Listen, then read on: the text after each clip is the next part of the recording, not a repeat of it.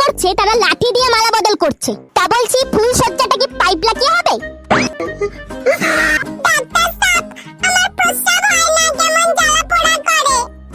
Machine নষ্ট হয়ে গেছে, পাল্টাতে হবে। আরে যে মেশিন দিয়ে টেস্ট করব সেটা নষ্ট হয়ে গেছে। শুনুন, আগামীকাল সকালবেলা আপনার প্রস্রাব টেস্ট করব। এই বোতলে আপনার প্রস্রাব নিয়ে আসবেন।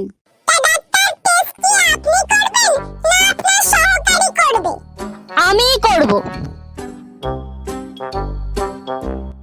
প্রস্রাবের বোতল তো ঠিক আছে, সাথে চানাচুর আনলেন কেন?